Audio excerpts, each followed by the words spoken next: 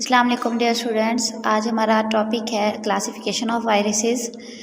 Viruses की जो morphology होती है और उसके न्यूक्लिक एसिड की जो प्रॉपर्टीज़ होती हैं, ये सबसे ज़्यादा अहम चीज़ है कि हमने वायरस को जब क्लासीफाई करना है कि ये प्लांट वायरस है, ये एनिमल वायरस है और ये बैक्टीरियल वायरस है, तो उसके लिए हमें उसकी मॉर्फोलॉजी और उसके न्यूक्लिक एसिड की प्रॉपर्टीज़ का पता होना चाहिए। ये हमें इल्म होना चाहिए कि इसके अंदर जो जेनेटिक मटेरियल है वो डीएनए हो सकता है, आरएनए हो सकता है, ये नेक्ड भी हो सकते हैं या इन्वेलप्ड भी हो सकते हैं, यानी इनके बाहर इन्वेलप भी हो सकता है या फिर विदाउट इन्वेलप नेक्ड वायरसेस भी हो सकते हैं। अब इनकी मॉर्फोलॉजी की बिना पर इन्हें हमने कुछ कैटेगरीज़ में डिवाइड किया है, जैसा कि रॉड शेप्ड हो गए और वो कौन से होते हैं, टोबैको मोज़ेक वायरस। स्फेरिकल हो गए, वो कौन से होते हैं, पोलियो वायरस। और टैडपोल शेप हो गए, वो कौन से होते हैं, बैक्टीरियोफेज वायरसेस।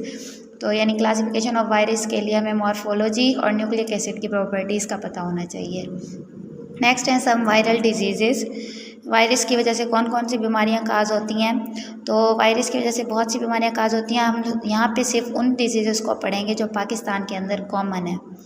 सबसे जो पहली डिजीज़ है वो है स्मॉल पॉक्स। स्मॉल पॉक्स क्या है, ये पॉक्स वायरस से काज होने वाली डिजीज़ है।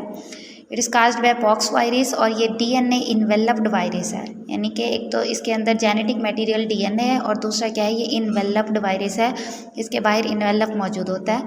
ये बहुत ही पुरानी डिजीज़ है और ये सबसे पहले चाइना के अंदर एक एपिडेमिक के तौर पर आई थी, यानी चाइना के अंदर ये एक कहत के तौर पर आई थी। कब, 12th सेंचुरी में।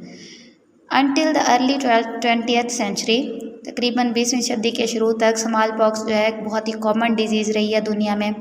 स्मॉल पॉक्स के अंदर होता क्या है, इसके बॉडी के ऊपर फ्लूइड फिल्ड वेजिकल्स बनते हैं और ये फिर बाद में पस ट्यूल्स यानी पस से भरे हुए जो है वेजिकल्स बन जाती हैं और फिर ये बाद में जब ये पस इससे निकल जाती है तो ये पिटेड स्कार्स बन जाते हैं, इनके धब्बे बॉडी पर रह जाते हैं, जिनको हम कहते हैं पॉक्स। अब 1950s में क्या हुआ था कि इसके ख़िलाफ़ हमने वैक्सीन तैयार की थी।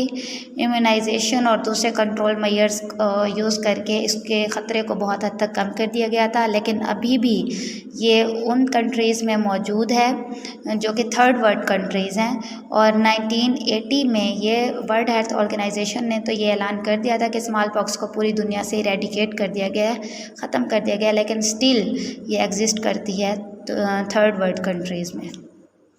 तो आज हमने यहाँ पे पढ़ लिया, स्मॉल पॉक्स डिजीज़ को स्टडी किया है। नेक्स्ट हम अपनी डिजीज़ को अपने नेक्स्ट लेक्चर में स्टडी करेंगे। अल्लाह हाफ़िज़।